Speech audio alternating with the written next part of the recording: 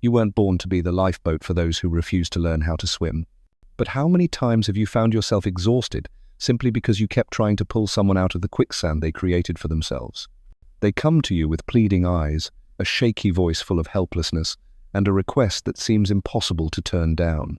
You open your heart, you extend your hand, you tell yourself, just this once. But then, just this once becomes a duty. What started as voluntary kindness turns into an expectation, and the most painful part is, no one sees that sacrifice. They've only grown used to receiving, never once asking whether you still have anything left to give. Kindness, without boundaries, becomes a weakness. And that weakness becomes the entry point for those who see you as a resource, not a human being. Maybe they're family, friends, co-workers. But blood ties and memories are not licenses to invade your inner peace.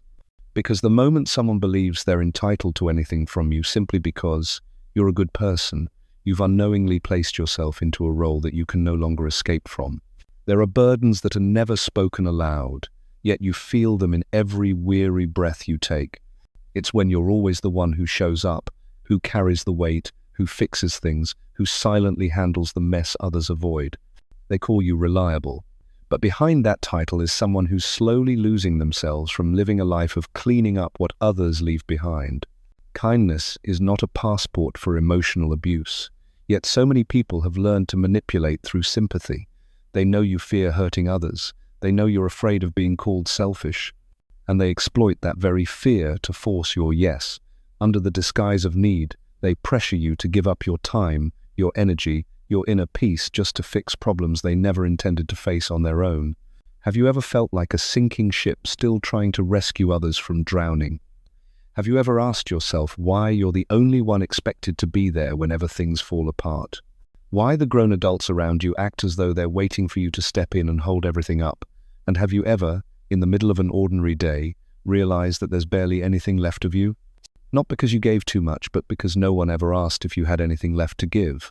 No one has the right to make you feel guilty for choosing peace. No one gets to call you selfish just because you refuse to carry what doesn't belong to you. Don't let anyone teach you that love means sacrifice. Because real love does not demand self-destruction. And helping does not mean turning yourself into an emotional tool for others to use at will. You don't need to carry the weight to prove you're kind.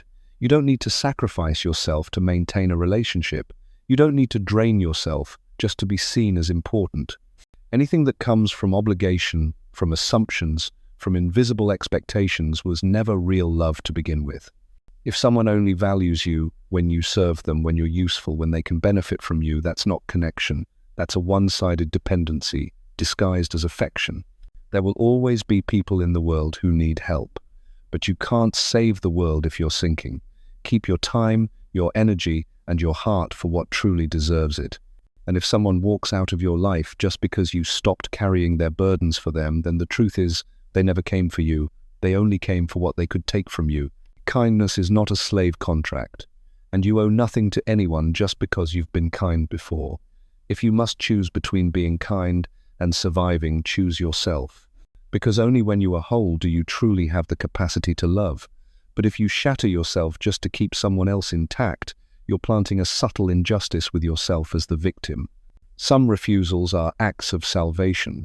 Some boundaries are the doors that lead you home, and some moments of saying no are your way of declaring you are no longer the dumping ground for what others refuse to face.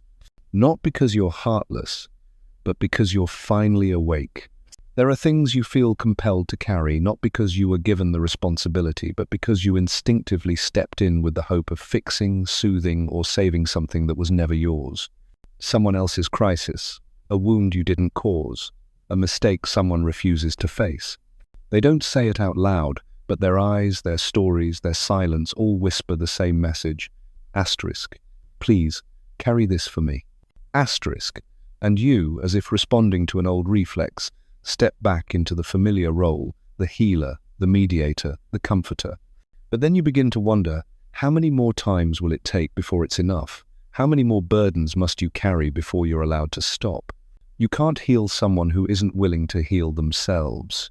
You can't shoulder another person's pain and expect it to vanish through your mere presence. Pain doesn't dissolve when it's avoided, and you cannot be the one to endure it on their behalf. Every time you carry pain for someone else, it ends the same way. You become drained while they remain untouched by the growth they needed. And worst of all, after everything, you're still blamed for not being enough. Others may not intend to, but their dependence on you is no longer about need, it's become a habit. They're used to you being the calm one, the one who apologizes first, who explains things, who cleans up the mess. They've stopped learning how to be adults because you're always there doing it for them. But love isn't about doing things on someone's behalf, it's about giving them the space to stand on their own. Every time you take that on, you steal that opportunity from them. And each time you keep doing it, you not only weaken yourself, you trap them in the role of a child who never grows up. Some pleas for help sound like small asks. Just this once. I don't know who else to turn to. I can only ask you. But you know this isn't the first time. And you also know that if you say yes, there will be a next time.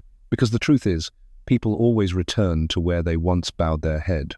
They don't come back out of gratitude, they come back because they've grown used to your silence. And within that invisible loop, you slowly lose your right to live a life that doesn't need permission to rest. The real danger isn't that you help someone, it's that you start believing that carrying someone else's suffering is a form of love. You confuse compassion with endurance, empathy with self-sacrifice. You bring home battles that aren't yours, hold anger that was never meant for you, and force yourself to keep going on behalf of those who won't even face their own reflection. But one day, you suddenly realize you're living in a nameless exhaustion caused by things no one sees and no one thanks you for. No one has the right to assign you the role of the responsible one unless you consent to it. No relationship, be it parent-child, friendship, or otherwise, should be built on one-sided sacrifice. If someone only comes to you when they need support, but disappears the moment you need to be heard, that's not connection, that's depletion. They don't need you, they need a shield from the storm. And you volunteered to be that shield for far too long. You don't owe anyone anything just because you feel things more deeply. No one has the right to say, "You understand, don't you?" as a way to drag you into a path full of thorns that aren't yours to walk. No one is allowed to force you to carry their emotions, their pain, their responsibilities, or their mistakes just because they don't have the courage to face them. And if they call your refusal cold, then maybe they never truly saw you as a human being with limits. Maturity doesn't come from making others happy. It comes from knowing who you are, where your boundaries lie, and when it's time to stop. Love isn't proven through depletion. It only exists when both sides walk together, take responsibility together, grow together. If you're the only one holding the weight that's not love, that's imprisonment. You can't live forever in the role of a rescuer. There are wounds you cannot touch. There are lessons you should never teach on someone else's behalf. There are battles that must be fought by the ones who own them. And there are boundaries you need to draw, not because you don't care, but because you're too tired to carry what was never yours to begin with. Return others to their own journey, and walk your own path gently, but firmly. No one has the right to bind you with their emotions. No one gets to label you as cold just because you've stopped breaking yourself to keep someone else whole. If helping others means abandoning yourself, then that is no longer kindness, it is the surrender of your worth. And you deserve more than that. A quiet morning, you're enjoying your cup of coffee, sunlight gently filtering through the window, a small moment, but enough to make you feel at peace. Then your phone rings. A call from someone who never usually reaches out unless there's something urgent. You answer. The first question isn't "How are you?" but asterisk, "Can I borrow some money?" Asterisk. No apology, no concern for how you're feeling, just a request, tossed at you like you're a bank, always available, always lenient, always expected to come through. Lending money may seem, on the surface, like a generous gesture, but beneath it often lies a silent emotional transaction where you're trading your peace, your trust, and sometimes even your dignity just to keep things from falling apart. They borrow money, but what they take isn't just a number, it's the foundation of inner security you spent years building. And the cruelest part is, once you've given, they begin to assume you'll always have more, always be willing, always feel obligated regardless of whether you're okay or not. Help is no longer voluntary, it becomes an obligation. Kindness gets treated like a shared resource. Each time you give, no one sees your hesitation, no one asks what you're sacrificing. They only see someone who's helped before and therefore must continue to help. No one stops to ask whether you need that money for yourself.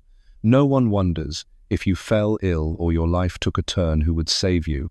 You may think you're doing a good thing, helping someone in tough times. But you forget that if that help leaves you sleepless, anxious, constantly on edge, then it's no longer kindness, it's a dangerous bargain with your own peace. You don't just lose money, you lose your mental freedom, your right to relax, your faith in people who once called you family. Family ties should never be weighed against money, because once they are, the relationship stops being unconditional, it turns into a transactional bond, where one side gives with worry, while the other receives with entitlement. When you lend money, ask yourself clearly, are you helping someone truly in need and willing to take responsibility, or are you enabling the dependence of someone who refuses to grow up? Worse, the abuse doesn't stop at the loan, it shows in how they manipulate your emotions. They invoke blood ties, shared history, phrases like, if you were really my father, if you were truly a friend, if you really loved me, as if you owed them some vague emotional debt you're never allowed to refuse. And when you say no, the atmosphere changes instantly. They act hurt, they lash out, they go silent as a form of punishment. But you know exactly what's happening. Asterisk, asterisk, you're being emotionally blackmailed under the guise of family. Asterisk, asterisk. The truth is, you don't owe anyone a safer life, especially if it comes at the cost of your own security. Every promise of, I'll pay you back soon, just borrowing temporarily, it's an emergency, can become the trap that forces you to give up the stability you've spent your entire life building. When money leaves your hand, it's not just financial loss, you also lose balance in the relationship. Because from then on, every conversation hides the shadow of a debt. You're not selfish for keeping your money. You're not cruel for refusing a seemingly urgent request. You're protecting the only person truly responsible for your life, yourself, no one else. If someone only comes around when they need a loan and disappears when all you need is a check-in, you already have your answer about your role in their life. Maybe you once said, better lose the money than lose the person. But if every time the money leaves, it also takes your peace of mind with it, then maybe the one who should leave is the relationship, not your money. Don't let family become the excuse for someone else to invade the peace you've worked your whole life to earn. Holding on to your money is holding on to your freedom. Saying no is your declaration that you're no longer willing to trade your soul for someone else's comfort. And if someone feels hurt just because you didn't lend them money, ask yourself, did they ever think about your feelings when they asked? Asterisk. If the answer is no, then that's not family. That's a selfish demand disguised as affection. And you don't have to carry it, not even once more. Not every battle requires your presence. Not every cry for help is a rightful invitation. Some conflicts are nothing more than fragments from a system that's been rotting for years, and you, with all your good intentions, are pulled into the middle, not to resolve it, but to become the shield. You're summoned, not because you're the most reasonable, but because you're the only one who doesn't know how to say no. But stepping into a fight that isn't yours always leads to the same ending. You're exhausted, wounded, and distrusted by both sides. Maybe you've grown used to the role of the mediator, the child caught between feuding siblings, the father dragged into verbal wars between his kids, the mother expected to say something to fix everything. They see you as the anchor, but they never tell you this. Anchors can break too. They push you into a position where you're forced to choose without realizing that every time you try to please everyone, you betray your own emotions and boundaries. You weren't born to referee a game you didn't sign up for. Choosing to step back doesn't make you heartless, it makes you conscious. It shows you recognize that not everything that appears urgent is truly worth the price of your peace. Each time you're dragged in, you lose a part of your strength, not because you're weak, but because you've been placed where you don't belong. You didn't start the conflict. So why are you paying the price? They call you the understanding one, the only person who can calm things down. But have you ever asked yourself why these adults, mature, intelligent, can't clean up the messes they themselves made? It's because they don't want to face it. They want to offload their discomfort onto you. They don't want peace. They want someone to bear the fallout. And they choose you because you've always been easy to convince. The worst part is stepping in with the belief that you can fix things. But the truth is, all you're doing is stirring up the mud. A fight over inheritance, a deep-rooted generational rift, a quiet accumulation of unspoken resentment. These are not wounds that can be healed by a few well-meaning words. You can't heal people who don't want to be healed. You can't make both sides see clearly when all they care about is defending their pride. And eventually, you realize you were just a tool. Once they no longer need you, they go back to their war, this time behind your back. You're no longer the peacemaker. You become the scapegoat. Misunderstood, accused of taking sides, told you weren't firm enough, or didn't stand with family. And the most painful part is, even after giving your calm, your time, even your tears, what you get in return is distance, coldness, and the feeling of being used. You don't need to save a family bent on destroying itself. You don't need to be the balance for a structure that's already collapsing. If they truly loved you, they wouldn't place you in the middle. They wouldn't force you to choose sides. They wouldn't make you feel guilty for not doing enough. And if they still do, it's time to walk away. Not because you're abandoning them, but because you're refusing to be drained one more time. Asterisk, asterisk. Some conflicts don't need a mediator. They need accountability. They need maturity. They need the courage to reflect. And if you're not the cause of the problem, you don't need to be the one to fix it. You're allowed to step back. You're allowed to say no. You're allowed to declare, this is not something I need to carry into my life. That doesn't make you small. It makes you strong enough to choose peace over chaos. Grown-ups don't run into the fire to prove their goodness. Grown-ups know when to stay out. Sometimes, courage isn't about rushing in to save, it's about walking away, even if it means being judged. But the cost of saying no is often far smaller than the cost of holding yourself together in a war that will never end. Let them face the lesson they need to learn. Hold on to the awareness you've spent your whole life earning. No one has the right to make you trade your stability to hold space for other people's conflicts. You've come far enough to know that peace is not a natural default, it is a sacred privilege to be protected. And once you have it, don't let anyone, any drama, or any fracture that isn't yours take it away from you ever again. Some suggestions are not honest. They're not offered to help you grow, but to reshape you into a mold that makes others more comfortable. Dress younger, that outfit makes you look old. Stop talking about those outdated things, no one cares anymore.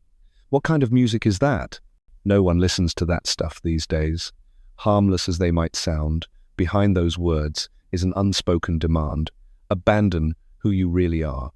Become a version they can manage, tweak, and label as acceptable, asterisk. You have no obligation to become anyone other than yourself. No one has the right to ask you to upgrade your personality like a software update. Because you are not a device that needs performance optimization, you are a human being shaped by memories, values, and all the things that made you who you are through the years. When someone tells you to change just to keep up, what they're really saying is, I don't want to accept you as you are, asterisk. They won't say it outright. They'll hide behind words like concern or just trying to help. But can you feel it? That tightness in your chest when you're criticized for wearing something that makes you feel at ease. That subtle sting when someone laughs at the old story you tell the one you still cherish.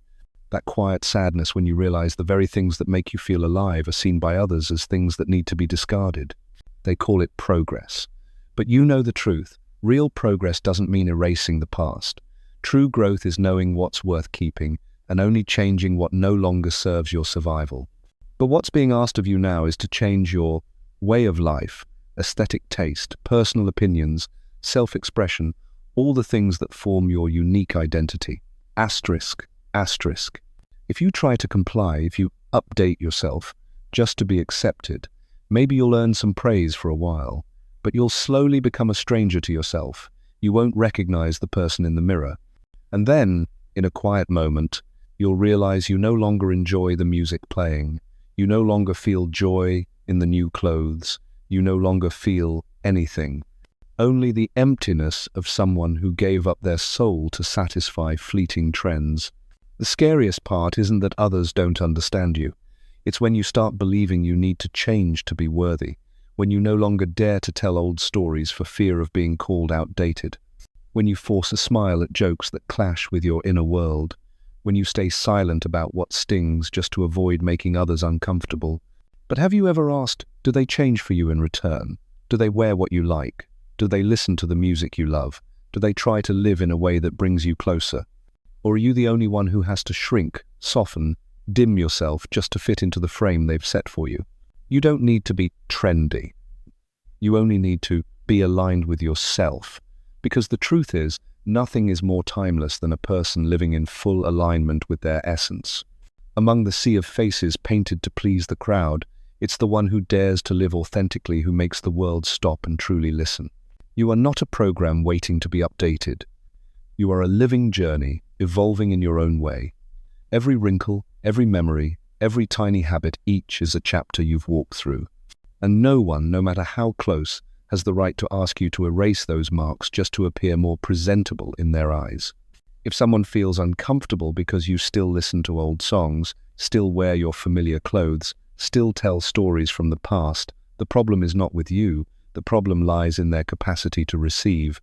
And if they can only love a revised version of you, then they don't love you, they love their own comfort. Don't let anyone dull your color. Don't trade your authenticity for a single comment. You weren't born to please the world. You were born to live fully in your deepest truth. And if someone truly loves you, they'll love you even if you never change. They'll sit beside you, listening to the old song you still adore, not because they like it, but because it's the song that makes you come alive.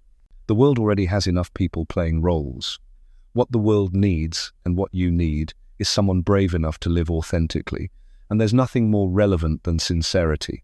Nothing more captivating than wholeness. Nothing more precious than a person who doesn't need editing. You don't need updating. You only need to keep living true, because that alone makes you unmistakably rare. There are demands that are never spoken, yet you feel them clearly. You're expected to adjust your emotions just so others can feel more comfortable. You're expected to live more cautiously, speak more softly, restrain yourself more, not because you're doing anything wrong, but because you're afraid the other person might feel sad, disappointed, hurt, or angry. At some point, your peace was placed below someone else's emotions, and you've grown used to sacrificing yourself to maintain harmony. But that kind of harmony doesn't last, because it's built on shrinking yourself, on a silent fear, the fear of being a burden, the fear of making someone uncomfortable, the fear of not being kind enough if you say no. You weren't born to carry the emotional weight of others. No one has the right to trap you in guilt simply because you choose to live in alignment with your own feelings, but it happens more often than you think.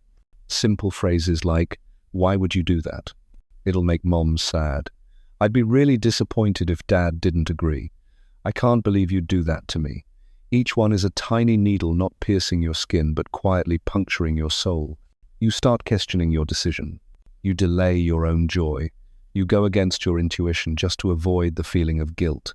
You call it love, family, care. But be honest, how many times in your life have you buried your real emotions just to please others?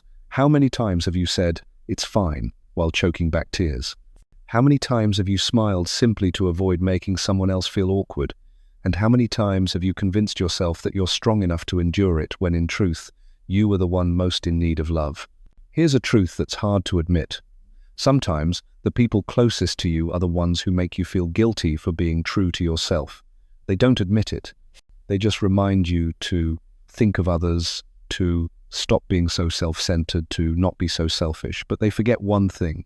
Your feelings matter just as much. Asterisk. You also deserve to be prioritized. You also need a safe space where you can be yourself, be tired, be vulnerable, be allowed to choose what you want, without constantly worrying about how others will react.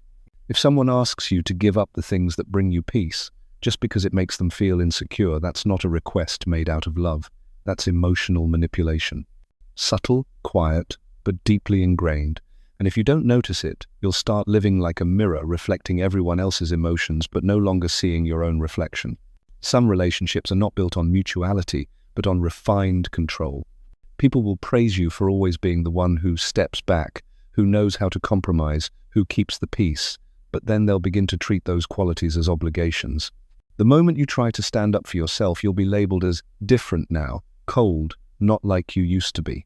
But the truth is, you didn't change, you just stopped sacrificing. You're simply reclaiming your place in your own life. Don't live to make others less uncomfortable. Don't lock your emotions away just to keep someone else at ease. Don't dim yourself so others don't feel overshadowed. Because if you keep retreating, keep staying quiet, keep saying, "It's okay," you'll slowly disappear from your own life. You won't feel anything anymore except exhaustion. And one day, you'll wonder, when did I vanish? You don't need to shout to be heard, but you do need the courage to say, "My emotions matter too." Asterisk. Prioritizing yourself isn't selfish, it's self-respect. You don't have to be the agreeable one in everyone's story. You just have to be someone real, clear, and peaceful enough, not to be manipulated by invisible expectations. If someone truly loves you, they won't let you lose yourself just to keep them around. They won't ask you to cut off the most beautiful parts of yourself just because those parts are inconvenient for them. They won't turn their needs into rules you must obey. And if someone does, then you need to walk away, not for revenge, but so you can remain whole. Peace is never found by erasing yourself. Peace only begins when you stand in the center of your life and say, "My emotions have value too." Asterisk. That's not rebellion, that's awakening. And from that moment forward, you'll realize, those who truly love you will never ask you to abandon your peace just to make them feel more comfortable. Not everyone has the right to access you. Not every kind of love deserves to be reciprocated, and not every offer needs to be accepted. There are things you should have learned earlier in life, and at the top of that list is this: learn to say number, asterisk, asterisk, not because you lack compassion, but because your survival depends on it. Not because you're heartless, but because you understand that limits are necessary to remain whole. Not because you're rebellious, but because you've begun to realize that kindness doesn't mean being available at all times for all people. Saying no isn't resistance, it's a declaration, a statement that your feelings, time, energy, and peace have value. Asterisk, asterisk. And anyone who wants to step into that space must be mindful enough to understand that you're under no obligation to meet their expectations. The truth is, the more kind, empathetic, and deep-feeling you are, the more likely you are to be pulled into the spiral of being there, being helpful, saying yes. You live in fear of disappointing others, but in your effort to protect them from pain, you often end up cutting open your own soul. You were taught to be polite, to be patient, to give way. But no one taught you that, if you don't know how to say no, you'll be led by the default of others. Asterisk, asterisk. They'll assign you roles you never agreed to play. They'll build habits around expecting things from you as if it's their right. They'll treat your kindness as something they can spend at will. And worse, they'll call you ungrateful, cold, changed, the moment you begin to reserve a part of yourself for yourself. The longer you wait, the harder it becomes to say number, because your past silence has planted the wrong signal in people's minds that you're always available. They don't see your discomfort. They don't know the hesitation, the hurt, the guilt you've had to swallow. All they see is the result. You said yes, so they keep coming back. And when you finally hesitate, they think something's wrong, but the only thing wrong is how much you've been silently accepting for far too long. Learning to say no isn't about rebellion, it's about discernment. Choosing what's truly worth giving to, choosing who is truly trustworthy to walk beside you, choosing relationships that are safe enough not to manipulate you through guilt or disappointment. A refusal, spoken at the right time, can save you from a cascade of hidden consequences. It can save you from burnout, from quiet resentment, from the feeling of being trapped inside your own generosity. Being kind doesn't mean always saying yes. Being kind means knowing exactly where your limits are and still choosing to love within the boundaries of awareness. Kind people don't agree just to spare others' feelings. They don't join in because they were pushed. They don't pretend they're okay when they're not. They don't nod for the sake of keeping peace while their soul quietly cracks. What sets them apart is this: they dare to say no when it's the only way to remain whole. Asterisk, asterisk. Refusal is an act of deep self-respect. It's how you protect your values. It's your silent declaration that no one gets to program your life with their expectations. It's the fence that separates genuine connection from harmful dependence. It's the doorway to healthier relationships where your choices are respected and never seen as betrayal. And if someone walks away because you didn't help or meet their demands, that reveals more about them than it ever does about you. A no doesn't need a long explanation. No apology, no justification. A clear, gentle but firm refusal is the very first boundary you build to protect the most precious things: peace, energy, integrity, and self-worth. Things that, once lost, no one else can restore for you. You are not selfish for saying number. You are simply beginning to love yourself in a more mature way. And if a relationship falls apart because you drew a boundary, it was never right to begin with. Because people who truly care for you will never see your boundaries as an offense. They'll recognize them as the sign of someone strong, grounded, and trustworthy. Saying no doesn't make you less. It makes you more real. Peace never comes from being easy. It comes from being clear, and boundaries are not something you wait for others to define. You must be the one to do it with one simple, powerful, and self-respecting word: asterisk, asterisk, number, asterisk, asterisk. It's time you no longer need to prove anything. No need to prove you're kind, no need to hold on to anyone, no need to maintain relationships that now only feel like obligation. No need to keep sacrificing quiet mornings, uninterrupted afternoons, or anxiety-free evenings just because someone else can't manage their life and wants you to ride with them through their chaos. Peace is not a reward handed to you for being obedient.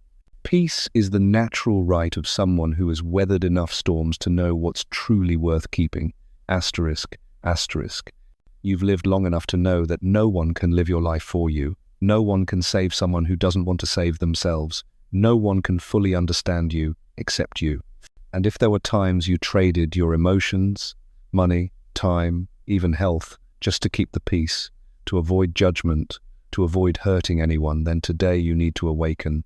Peace doesn't come from silent endurance. Peace comes from uncompromising clarity. Asterisk, asterisk. You don't owe anyone an explanation for why you choose silence, why you step back, why you decline to help. You don't need to justify why you refuse to get involved, why you won't lend money, why you won't mediate conflicts, or why you won't change yourself to be more palatable. You don't need to apologize for choosing peace, and if someone asks you to trade it for your emotions, your presence, or their expectations, the only thing you need to do is stop negotiating. Asterisk, asterisk. Don't let compassion turn you into a willing victim. Don't let guilt drag you back into the cycle you fought so hard to escape. Don't let anyone, under any excuse, convince you that peace is a luxury you don't deserve. You don't need permission to live gently. You don't need validation to feel whole. You just need to give yourself the right to stop. Asterisk, asterisk. There are relationships that only reveal their true nature when you stop trying so hard. Some family members disappear the moment you pull away, not because they ever loved you, but because they were feeding off you. And when you begin to prioritize yourself, you'll be surprised by how many people who once called themselves close suddenly turn their backs. Don't grieve that. That's not a loss. That's truth revealing itself. Asterisk, asterisk. Look at your life as a house. How many times have you opened your doors, let people in, watched them mess it up, drain your energy, and leave without a thank you? How many times have you cleaned, rearranged, and masked your exhaustion just to keep others comfortable? But that house, you have to live in it. And if you don't learn to close the door, there'll be nothing left to call a place of peace. It's time to lock it, not to hide, but to preserve the quiet you rightfully deserve. Asterisk, asterisk. Some requests are not meant to be answered, even if they come from your closest. Some pleas are not meant to be obeyed, even if they're delivered in tears. Some people must be loved from a distance, because up close, all you do is pay the price. Some things, when touched, don't just cost you time, they cost you yourself. And the final awakening isn't about how much you've done for others. It's about whether you dare to stop, to say no, and to choose peace over obligation. Asterisk, asterisk. No one can live for you, no one can endure for you, no one stays when you're burned out except you, so no one has the right to ask you to give up the one thing that helps you go on: stillness. Not everyone deserves your time. Not every request is made out of love. Not every sacrifice is noble. Some sacrifices are simply the consequence of not daring to walk away. Asterisk, asterisk. You don't need to fight. You just need to stop being complicit in what's quietly stealing your life. And when you stop, when you no longer negotiate, when you stop seeking permission to live in peace, that's when you enter a new phase, a quiet kind of maturity that needs no proof, no validation, no one else's understanding. Asterisk, asterisk. Only your own sense of enough. Peace is not a prize, it's the destination of awakening, and you only reach it when you dare to close old doors, ones that once held love, but now only serve as silent invasions. Peace is not for the hesitant. It belongs to the ones who choose themselves first. No apologies, no justifications, no deals. And that is the kind of power no one can take from you once you've stepped into it.